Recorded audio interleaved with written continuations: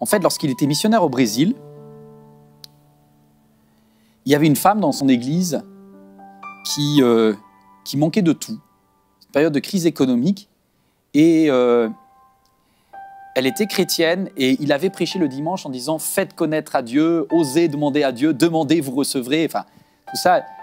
Et cette femme était en train de prier, c'est elle qui lui racontait ce témoignage. Elle dit « Pasteur, j'étais à ce moment-là en stress parce que j'avais la pression, elle était mère célibataire, elle avait sa famille à nourrir, ses enfants à nourrir. Elle dit « Dieu, il faut que je puisse manger ce soir. » Et Dieu, elle a entendu la voix de Dieu à ce moment-là qui lui a dit « Va au supermarché et fais-toi un plein caddie. »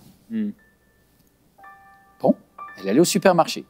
Sa foi de brésilienne, elle allait au supermarché Real au Brésil, elle arrive, elle rentre, les portes s'ouvrent et elle commence. Et là, elle arrive au rayon de viande. Et instinctivement, elle dit « Il faut que je zappe, je ne vais pas me mettre en tentation. » Et elle réentend cette voix de Dieu, le Père qui dit « Je pourvoirai à tous tes besoins, fais un plein caddie. Vas-y. » Elle a commencé à charger. Elle a commencé à charger des trucs avec plusieurs zéros derrière. Des choses qu'elle s'achetait jamais, qu'elle n'osait plus acheter à ses enfants. Et elle a fait un rayon, 2 rayons. Et puis elle voyait le caddie qui monte. Et elle s'imagine que derrière, elle risque l'humiliation à la caisse parce qu'elle n'a pas les moyens financiers de payer. Son compte est à 0. Et c'est marrant parce qu'on stresse, mais perdu pour perdu. Moi, j'aurais dit ça. Elle est allée jusqu'au bout. Et elle est jusqu'au bout, elle a rempli. Elle arrive à un caddie énorme et il est midi. Au moment où elle arrive devant la caisse. Et elle ne sait pas trop, elle est un peu en stress, elle voit les caisses qui sont pleines. Et là, elle entend une petite voix du Saint-Esprit qui lui dit « Va à la caisse numéro 6 ». Alors, elle se met dans la ligne de la caisse numéro 6. Et quand elle est à la caisse numéro 6, juste avant elle, la caissière met l'écriteau « Dernier client terminé ». La caisse est fermée. Elle dit « Madame, il est midi, je ne peux pas prendre votre caddie. » La chrétienne, elle est là avec son caddie énorme, rempli de choses qu'elle ne peut pas payer. Mais son Père Céleste a dit « Je prendrai soin de toi ». Et elle dit « À ce moment-là, je suis devant une caisse et un truc qui se ferme. Et je dis « Dieu, si c'est faux sur le 6, c'est peut-être faux sur le caddie et c'est peut-être la honte de toute ma vie. » Et la caissière lui a dit « S'il vous plaît, madame, la caisse 7 est disponible ou la caisse 5 ?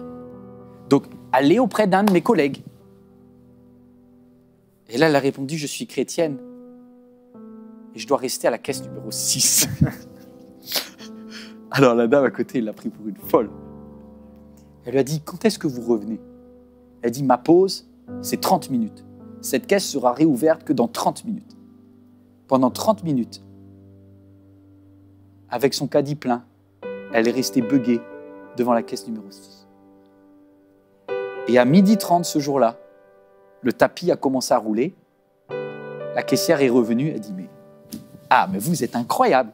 Eh bien, on y va pour ce caddie alors. » Elle a commencé à dérouler.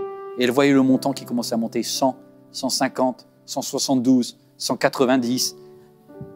Et au moment où elle se liquéfiait, elle était presque arrivée au dernier article. Elle entend dans les haut-parleurs du supermarché « Tirage au sort du jour. La personne qui a ses courses à la caisse numéro 6, le magasin vous les offre. » Que dire? Elle s'est mise à pleurer. La caissière était choquée. Et elle lui a dit « Mon papa pourvoira à tous mes besoins. » Waouh! Je ne sais pas si quelqu'un a des besoins, mais c'est le moment de prier. Oh, gloire à Dieu. Oh, mon Dieu. Merveilleux. Dieu merveilleux, Jésus. Père, on veut te dire merci. Merci pour cette foule de témoins qui nous disent encore aujourd'hui que tu pourvois. Le manque, tu ne le connais pas. La peur, tu ne sais pas ce que c'est. Tu n'es pas un Dieu fragile. Mais pour un temps, tu t'es abaissé jusqu'à nous. Tu as pris notre condition. Tu as su ce que c'était d'avoir